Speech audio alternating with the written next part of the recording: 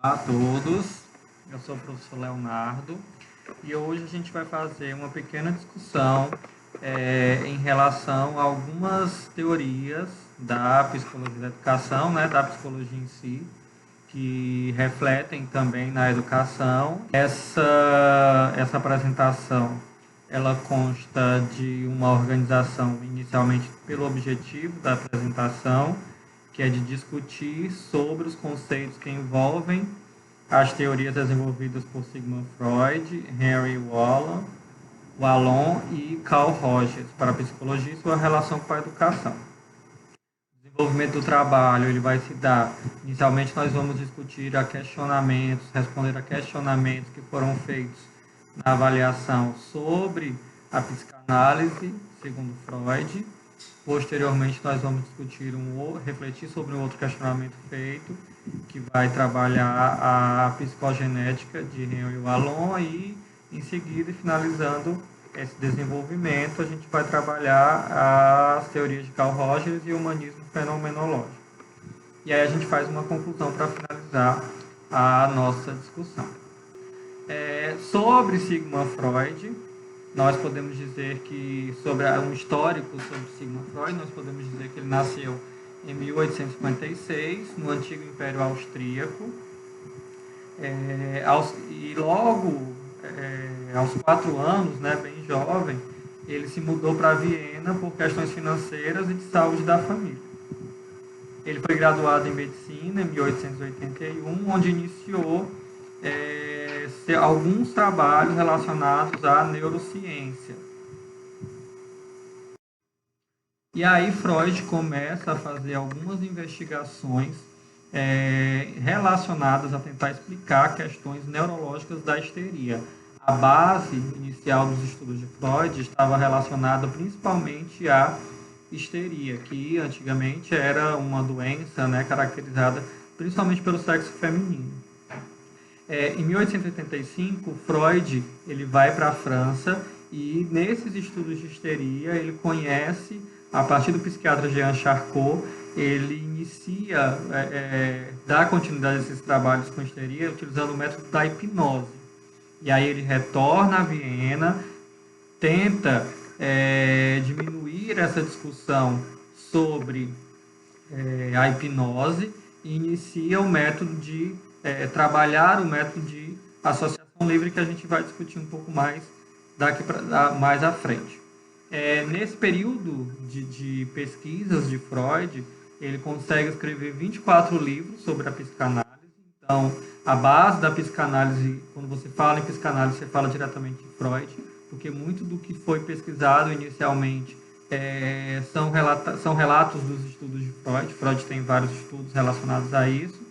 E ele viveu em Viena até 1938, onde ele se refugiou para a Inglaterra. Ele tinha já familiares na Inglaterra, e aí ele vai para a Inglaterra e falece em 1939 por conta de um tumor maligno, a causa da morte de Freud em 1939. Sobre a psicanálise em si, nós vamos discutir agora algumas características relacionadas à ciência. Inicialmente discutir que a psicanálise, mesmo alguns autores considerando ela como uma escola da psicologia, outros preferem dizer que, devido ao número de materiais que ela tem, a quantidade de epistemologia que ela tem, ela pode também ser considerada uma ciência em si. A psicanálise, como ciência em si, reflete também questões da psicologia. Uma das características relacionadas à ideia de psicanálise de Freud, como foi dito antes, iniciamos a discussão antes, foi o método da associação livre. Nesse método, Freud solicitava que os pacientes eles apontassem memórias que eles tinham, pensamentos que eles tinham, e a partir daí ele tentava fazer a relação desses pensamentos com possíveis questões da personalidade ou da própria estrutura cognitiva, emocional desse paciente. Sobre essa ideia de personalidade, nós podemos encontrar discussões de duas ideias principais sobre a personalidade segundo Freud. A primeira consiste na proposta da dinâmica da personalidade. Essa dinâmica dentro da nossa estrutura cognitiva, nós temos pensamentos e realidades e ideias que se encontram em 3 porções dessa personalidade, dessa dinâmica. Eu posso ter pensamentos e ideias que estão dentro de uma porção que é chamada de inconsciente, pensamentos e ideias que estão dentro de uma porção que é chamada de pré-consciente, e pensamentos e ideias que estão dentro de uma porção que é chamada de consciente. O inconsciente seria aquela porção onde a gente não tem acesso direto desses pensamentos e dessas ideias. Ele está muito relacionado às nossas pulsões, aos nossos instintos, né? Então a gente não tem um acesso direto às ideias que estão dentro do inconsciente.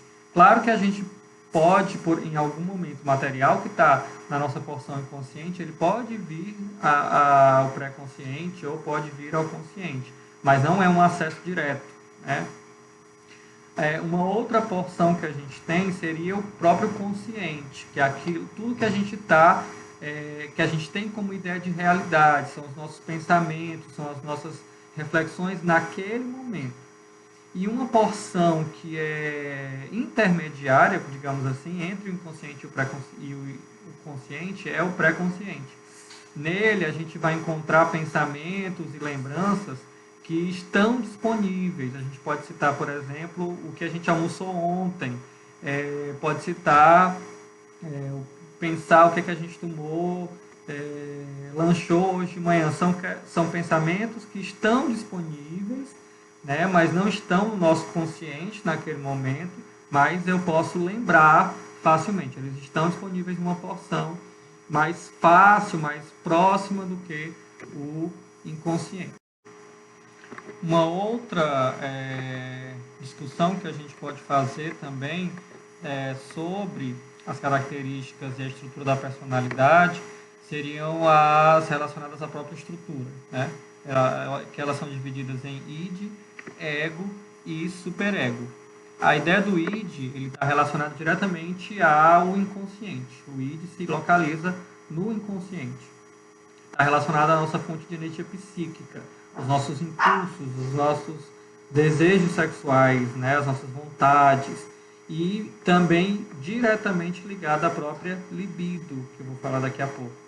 É o nosso instinto animal, é regido completamente pelo prazer, e ele gasta essa energia psíquica para indiferente de realidade, ele é indiferente de normas sociais, né? Está relacionado diretamente aos nossos impulsos e instintos. Quando a gente fala em libido, essa ideia de libido, ela está relacionadamente ligada aos nossos instintos, né? Ligada às nossas funções vitais também. Ela designa os instintos, impulsos, desejos inconscientes e pulsões de natureza sexual, principalmente. E ela está associada, ligada na região do ID. Por isso que a gente tem esse memezinho aí do ID como um diabinho, né? A ideia dos impulsos e tudo mais. Uma outra porção que a gente pode falar, né? Uma outra parte da nossa estrutura da personalidade que a gente tem é o nosso ego. O nosso ego, ele está relacionado diretamente ao contato do nosso psiquismo com a realidade. É o que a gente, diferente do id, né, que é a questão mais selvagem, mais instintiva e tudo mais, o ego está diretamente relacionado com a realidade. Ele estabelece um equilíbrio entre as vontades do id e as exigências do superego. Ele, assim como o pré-consciente que a gente tinha discutido, ele seria uma parte intermediária, que ele tenta reprimir mais ou menos o id e não ser tão atacado pelo superego, né? Ele pode se localizar nas 3 zonas, tanto consciente, quanto inconsciente, quanto pré-consciente. E por último a gente tem o superego. Aí só voltando, a gente tem aí o meme do ego assustado porque está com medo do id e está sendo muito preso pelo superego, né? E aí, a nossa terceira estrutura da personalidade, a gente tem a ideia de superego. O superego, diferente do id, ele é um componente da moral e da sociedade.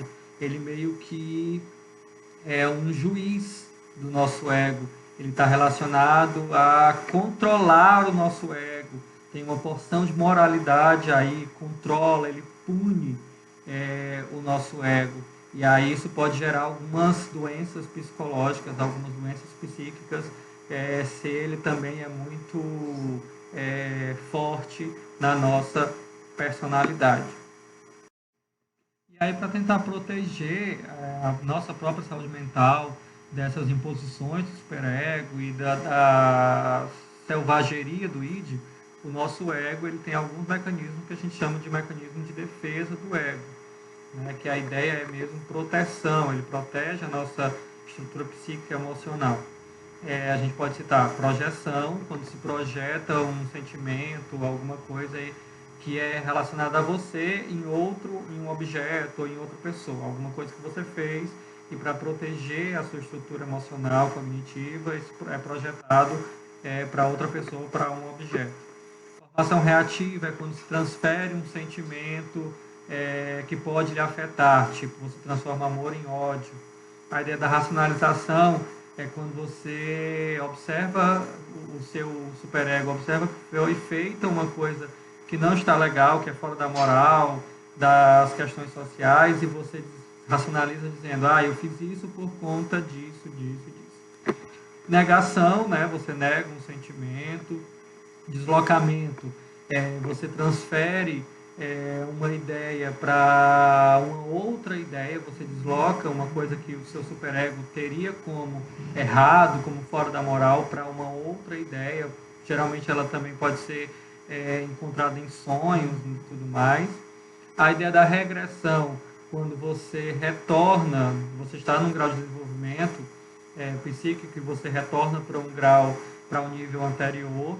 A sublimação e a regressão, a gente também tem a fixação, né, que não consta aí, mas também tem a fixação, quando você permanece, a ideia é permanecer no mesmo nível de desenvolvimento psíquico. E a sublimação e o recalque. A sublimação, ela é um dos principais mecanismos, ela é o principal mecanismo que é positivo, quando você transfere uma coisa que é ruim para uma coisa que é positiva, né? Que você consegue transferir uma coisa que possivelmente fosse ruim, canaliza uma coisa que é ruim, socialmente ruim, para algo que é socialmente considerado superior. E para finalizar, o recalque é a ideia que você pega um sentimento, um pensamento e transfere ele para o inconsciente. Um outro ponto que a gente vai discutir também nessa parte inicial, nesse primeiro questionamento sobre Freud, é a questão do desenvolvimento psicossexual da psicanálise de Freud, né? Segundo os estudos de Freud, dependendo da fase, isso aí também é bem semelhante ao que diz Piaget, mas essa é uma ideia mais psicossexual das etapas de desenvolvimento de Piaget. A gente tem as etapas de desenvolvimento de psicossexual de Freud. A primeira etapa é a etapa oral, é a fase oral. Essa fase ela vai acontecer mais ou menos no primeiro indivíduo do bebê, né? A zona erógena nesse caso é a boca, então muitas vezes ele é levado a colocar objetos na boca e tudo mais. Ele tem uma certa erotização pela boca e pela língua. Essa ideia de erotização não é a mesma ideia que a gente tem como adulto. A segunda fase é a que a gente chama de fase anal, ela acontece entre 1 ano e meio e 3 anos. O ânus é a fase erógena dessa criança nesse período, nessa fase de desenvolvimento. Então, ele tem prazer em controlar as fezes, em controlar o ânus em si, e o que é despejado, ele tem tendência a manusear. Isso a gente conseguiu observar muito no filme que foi solicitado para a gente avaliar na atividade online 2, né, onde tinha um personagem que era Rafael, que ele tinha essa característica dessa fase de desenvolvimento anal, que ele utilizava as fezes para pintar na parede e tudo mais. A gente tem uma outra fase posterior, que é a fase fálica, que ela acontece entre 3 anos e 5 anos. Nessa fase, a zona erógena são os órgãos genitais, é onde as crianças começam a observar seus órgãos genitais e dos colegas. Nessa fase também onde acontece o que a gente chama de complexo de Édipo, quando o menino não odeia o pai por possuir genitais próximos, iguais aos dele, ou a menina e o menino ama a mãe por possuir genitália diferente das dele. E aí da menina é o contrário, né? Ela ama o pai e odeia a mãe. E aí é nessa fase fálica onde esse complexo acontece. A gente tem posteriormente a fase de latência. Na fase de latência, ela acontece entre os 6 e 12 anos. É uma fase onde acontece principalmente o processo de escolarização, né? Acontece a repressão da sexualidade, e as crianças nessa fase, elas têm a tendência de canalizar a libido nas atividades produtivas. É uma fase onde acontece bastante os processos de sublimação, então se tenta bastante canalizar toda aquela questão sexual para ações produtivas. E por fim, Freud fala sobre a fase genital, onde é uma fase diferente da fase fálica, onde você observa mais efetivamente as genitais, é uma fase onde já existe um desenvolvimento biológico dos indivíduos, né? E aí os impulsos sexuais retomam com força e, diferente da anterior, como eu falei, agora possuem uma capacidade biológica. Para finalizar essa primeira questão, essa primeira reflexão que a gente está fazendo sobre Freud, né? A gente vai agora discutir um pouco sobre quais são as principais contribuições da psicanálise para a educação. Inicialmente, pensar que as reflexões relacionadas a Freud, eles diminuem, ou então tenta superar um modelo de educação repressora que a gente tinha, né, de transmissão e recepção de conteúdos. Nesse caso, o professor, ele compreende mais as relações dos desejos dos alunos, porque são coisas que eles não podem controlar. São fases de desenvolvimento que estão fora do controle dos alunos. A gente tem as questões do inconsciente e do id que são bem elevadas, né? E aí o professor, quando reflete sobre isso, ele muda a forma de trabalhar, de ver esses alunos. Eles não são apenas poços vazios onde a gente consegue transmitir o conhecimento, mas eles são seres, indivíduos repletos de sentimentos e de características próprias. Nessa fase também, a gente observa, nessa questão da contribuição, a gente observa a questão do fenômeno da transferência. Conhecido, muitos alunos acabam transferindo no professor questões de vivências pessoais, questões com os pais. Da mesma forma, os professores acabam transferindo bastante questões pessoais, sentimentais, psicológicas dos alunos. Então, a reflexão sobre essas questões contribui para a educação em si. Além disso, a gente tem a ideia das atividades pedagógicas como um mecanismo de sublimação, conhecendo que existe uma propriedade, o mecanismo do próprio ego, que a gente chamou de sublimação, né, de transferência da energia psíquica, da energia que a gente tem como sexual e tudo mais, da própria libido, para atividades produtivas. A gente pode tentar desenvolver isso para materiais mais produtivos. E pensar principalmente que a escola ela é muito presa nas questões dos processos cognitivos dos alunos, não levava tanto em consideração as questões psíquicas, as questões emocionais desses alunos. E a psicanálise ela vem para quebrar essa ideia, e além das questões cognitivas, também agora são levadas em consideração as questões emocionais e psicológicas desse estudante. E aí, agora, finalizando as discussões iniciais relacionadas a Freud, a gente dá continuidade à nossa avaliação na segunda questão, que é sobre Henry Wallon. Inicialmente, falar que Henry Wallon ele nasceu na França em 15 de junho de 1879, em Paris, mais especificamente, e é considerado um profissional que trabalhou em vários campos: filosofia, medicina, psicologia, educação, além da própria política. Ele tem uma influência muito grande política. Seu avô foi um grande político da França. Em 1920, ele se tornou professor da Universidade de Sorbonne, publicando sua tese sobre psicologia infantil. Nesse mesmo ano, ele trabalhava, fazia estudos com psicologia infantil, né? trabalhava com psicologia da criança. Em 1944, ele participou de uma comissão do Ministério da Educação francês, e aí teve ainda mais seu nome para a política em si. Só lembrando que a tese de doutorado de Wallon era sobre psicologia infantil e foi publicada em 1925.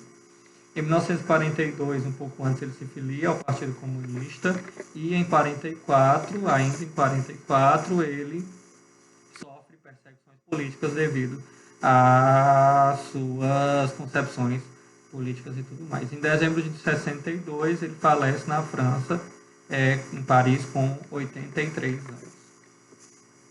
Sobre os conceitos da psicogenética, né, a gente pode caracterizá-la como uma teoria socio-interacionista.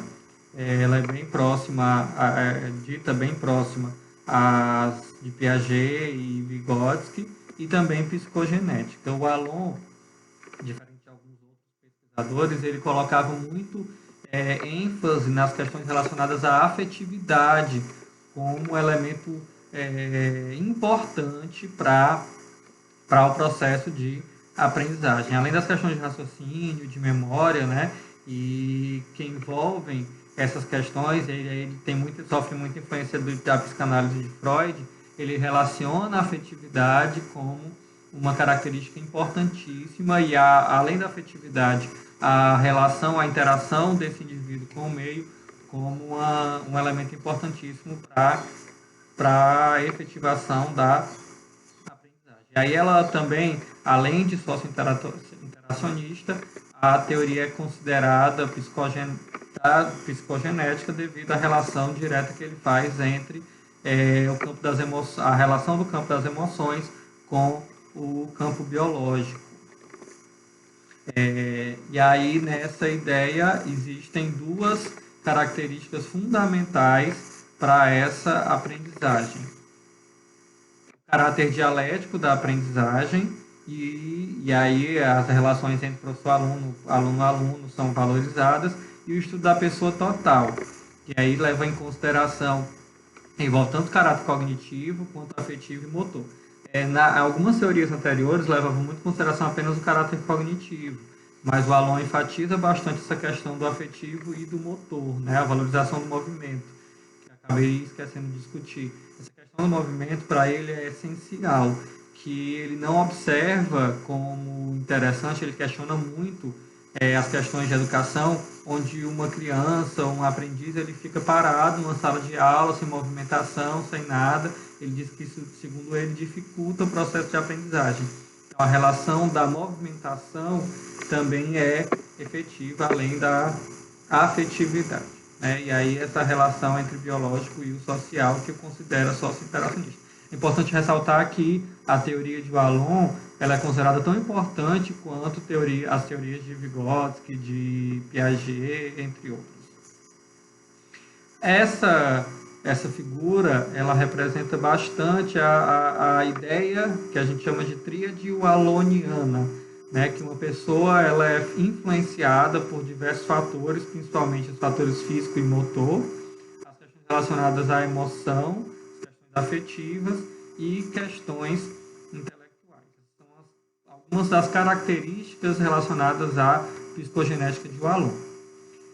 Uma outra característica é, assim como outros pesquisadores, outros pensadores, o Wallon desenvolve uma proposta de fases de desenvolvimento. Ele organiza uma proposta de fases de desenvolvimento, onde a criança, dependendo da fase que se encontra, ela tem características individuais e características específicas desse desenvolvimento. Essas fases, elas são influenciadas tanto por relações afetivas quanto por relações cognitivas.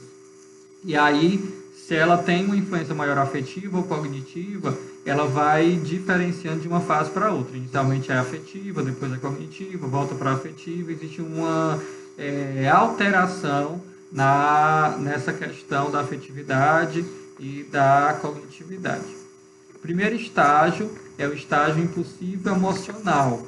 Esse estágio ele acontece por volta de um ano, né? O primeiro ano de vida do indivíduo, ele se encontra nesse estágio impulsivo emocional. Nesse estágio, a questão da afetividade, ela é mais, ela prepondera, ela é mais forte, né? E aí a gente observa a dependência do meio externo e social, especificamente cuidados maternos.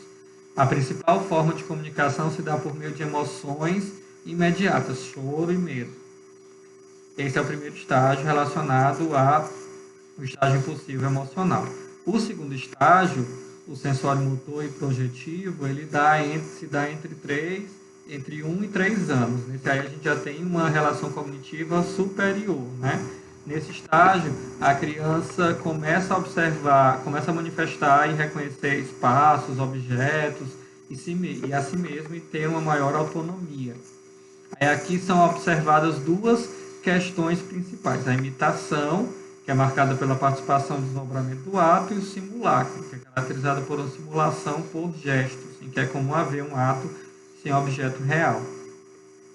O terceiro estágio, conhecido como estágio do personalismo, ele acontece entre 3 e 6 anos. Aí a gente tem um retorno da preponderância das questões afetivas no indivíduo, né? Nesse estágio a gente observa, desse estágio de desenvolvimento, consiste na oposição, na sedução e na imitação como etapas características. O estágio seguinte, a gente tem o estágio categorial de 6 a 11 anos, onde aí o aluno inicia o desenvolvimento das capacidades cognitivas da própria escolarização, que aí ele inicia o estágio do ensino fundamental, e aí a gente tem as questões cognitivas mais ativas nesse estágio. E, por último, ele considera a adolescência, né, dos 11 anos em diante, um estágio onde se retorna, com o início da puberdade, se retorna à questão da afetividade, onde o indivíduo começa a se colocar como pessoa, e aí a gente observa ele começa a construir sua identidade, né, e a gente consegue observar diversas situações, diversas sensações nesse indivíduo devido a esse estágio de desenvolvimento. Então, para finalizar essa discussão relacionada à psicogenética de Vallon, a gente vai pontuar algumas questões que são relacionadas às contribuições dessa teoria para a educação. Um ponto seria a importância do entendimento, né, da harmonia entre a emoção e o intelecto. A gente não pode fechar a questão de educação apenas para as questões cognitivas. As questões emocionais, as questões de afetividade influenciam diretamente nessas questões relacionadas à aprendizagem, e o Vallon deixa isso muito caracterizado, muito forte na discussão da teoria dele. Uma outra observação que deve ser feita são os projetos nas escolas devem levar em conta os estágios de desenvolvimento. Se existem estágios de desenvolvimento, segundo a teoria, concretizados, entendidos, né, alguns são relacionados mais à afetividade, outros são relacionados à estrutura cognitiva, a escola deve se ater a isso para elaborar o seu projeto de ensino, o seu projeto de escola como um todo. A característica também como o aluno é um sujeito ativo, segundo a teoria de Vallon. O contexto da escola ele deve contribuir para essa aprendizagem, então questões relacionadas à infraestrutura, a possibilidades metodológicas, tudo isso deve contribuir para essa aprendizagem do aluno, e a sala de aula ela deve ser um espaço onde existam diferentes possibilidades de aprendizagem, isso de forma a contribuir para que essa aprendizagem seja efetiva.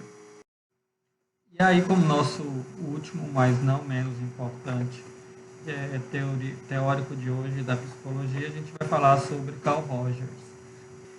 Em relação a Carl Rogers, a história do pesquisador, né, do profissional, ele nasceu em 1902, nos Estados Unidos, ele nasceu em Oak Park, no estado de Illinois, em 8 de janeiro de 1902. A família dele, ele é característico por ter uma família cristã, e aí seu interesse em teologia.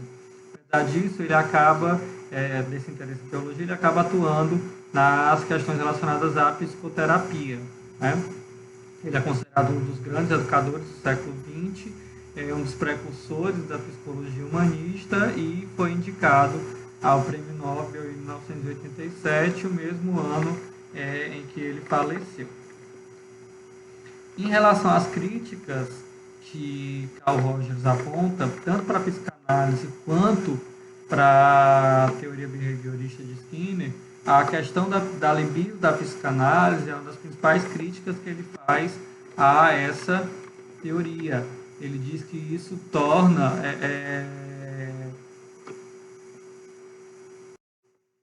a ideia do homem motivado pelos seus instintos e pela sua libido, ele torna essas questões mais irracionais. O homem vai precisar sempre ser restringido a alguma coisa. Nessa visão psicanalítica, ela incorreria em pessimismo e desesperança.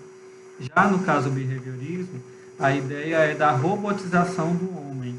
Ela traz uma concepção do ser humano como uma máquina, uma marionete, um ser passivo, o que vai completamente de encontro à teoria humanista de Carl Rogers. Segundo os principais conceitos de Carl Rogers, nós temos o conceito da teoria do humanismo fenomenológico, a gente tem os conceitos de organismo, de self e a própria tríade rogeriana, que leva em consideração as questões de entalpia, de aceitação e de autenticidade. A ideia de organismo, né, o conceito de organismo, ele está relacionado principalmente com como a pessoa se comporta, está relacionado com experiências conscientes e inconscientes, e como a pessoa vai se comportar em frente a alguma ação, a alguma situação, como ela vai se comportar frente a essa ação que ela se encontra. Já o conceito de self está relacionado ao autoconhecimento, ao autoconceito, como é que essa pessoa se vê, como é que ela observa o próprio eu e as outras pessoas. Já sobre a tríade rogeriana, ele a considera, né, aspectos fundamentais para que se ocorra o próprio aprendizado. A ideia de empatia seria a ideia como você vê as outras pessoas, como você compreende o sentimento das outras pessoas. A autenticidade está relacionada a ser o que se é. Você precisa ser autêntico, né? A pessoa congruente se aceita e se compreende. Já a questão da aceitação está relacionada diretamente a como você vê o outro em relação a aceitar, sem julgamento, sem pressão, de uma aceitação incondicional, segundo Rogers. Sobre as contribuições do humanismo fenomenológico para a educação, nós podemos citar algumas, né? A questão da educação centrada no estudante, como é uma questão humanista, a ideia de Carl Rogers é que a observação, o que o aluno tem interesse em estudar, seja validado também. Isso segue uma educação não diretiva. O professor não obrigatoriamente precisa direcionar o que o aluno vai aprender, né? O aluno, por si só, deve fazer esse direcionamento da aprendizagem. A ideia também do professor como um facilitador. O professor ele não é mais o detentor do conhecimento que vai transferir isso para o aluno, ele vai facilitar com que o aluno consiga obter esse conhecimento, ele vai ser um facilitador. Ele também discute uma educação mais democrática como forma de aprendizado e que o clima emocional na escola seja também levado em consideração como elemento crucial, como elemento fundamental para o processo de aprendizagem. E aí, como conclusão, para finalizar do trabalho como um todo, nós podemos observar que, desde lá do behaviorismo de Skinner, das discussões relacionadas a Piaget, Vygotsky e tudo mais, elas vêm agregar as questões educacionais em virtude de dar argumentos e elementos para o professor tentar entender as formas de aprendizado, né? Para que não se tenha uma vivência de pura transmissão, entender essas questões que envolvem a psicologia do aprendizado, tentam discriminar e discutir como é que o indivíduo aprende, como é que ele se desenvolve, elas vão auxiliar o docente a ter elementos de ensino que facilitem a aprendizado do aluno. Então, finalizo aqui minha aula. E até a próxima.